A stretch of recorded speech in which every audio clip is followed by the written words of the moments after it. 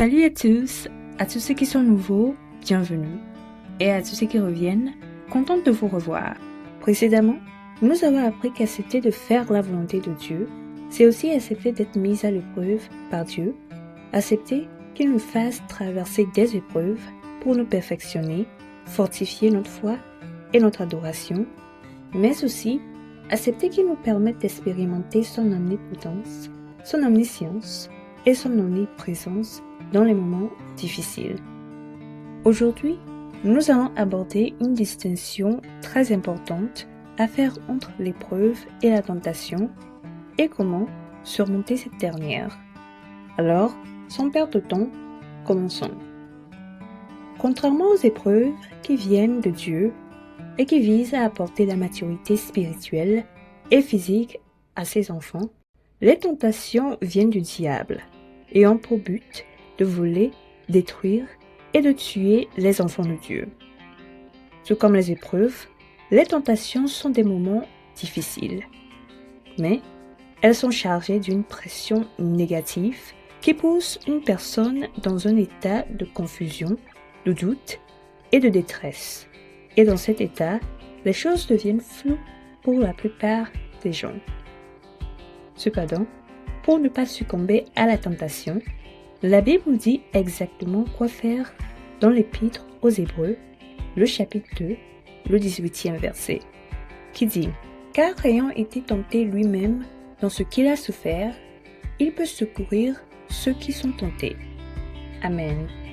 Si vous n'êtes pas sûr de comprendre ce qui est dit dans ce verset, l'Évangile de Luc, le chapitre 4, peut vous fournir un peu plus d'éclaircissement. Là, à partir du verset 1 au verset 11, la Bible nous dit que Jésus a été amené par le Saint-Esprit dans le désert car un affrontement devait y prendre place. Jésus allait être tenté par Satan. Mais, avant que Satan ne le tente, la Bible nous dit que Jésus jeûna 40 jours et 40 nuits et qu'il avait faim.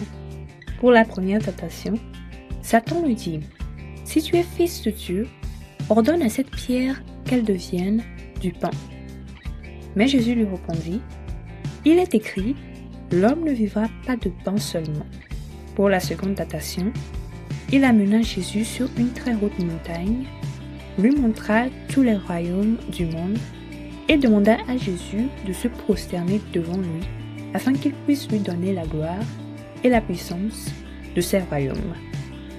À cela, Jésus lui répondit « Il est écrit, tu adoreras le Seigneur, ton Dieu, et tu le serviras lui seul. » Pour la troisième tentation, le diable plaça Jésus sur le haut du temple de Jérusalem et lui dit « Si tu es fils de Dieu, jette-toi d'ici en bas, car il est écrit, il donnera des ordres à ses anges à ton sujet, afin qu'ils te gardent, et ils te porteront sur les mains, de peur que ton pied ne heurte contre une pierre. » À cela, Jésus lui répondit, « Il est dit, tu ne tenteras point le Seigneur, ton Dieu. » Maintenant, si nous relions ces événements au verset 18 d'Hébreux, le chapitre 2, nous verrons que le Seigneur Jésus-Christ lui-même a été tenté 3 fois par Satan dans des circonstances difficiles.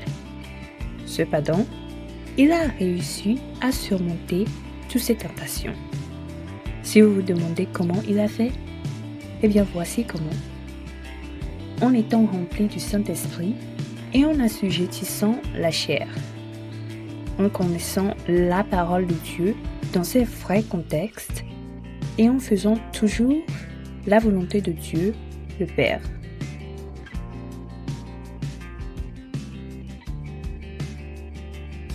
Bien-aimés en Christ, des tentations se présenteront aux moments difficiles de votre vie.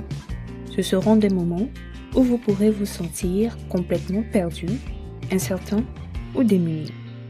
Cependant, pour ne pas succomber à ces tentations, vous devez vous rapprocher du Seigneur Jésus-Christ qui a triomphé de toutes les tentations et proclamer sur tous les aspects de votre vie sa victoire.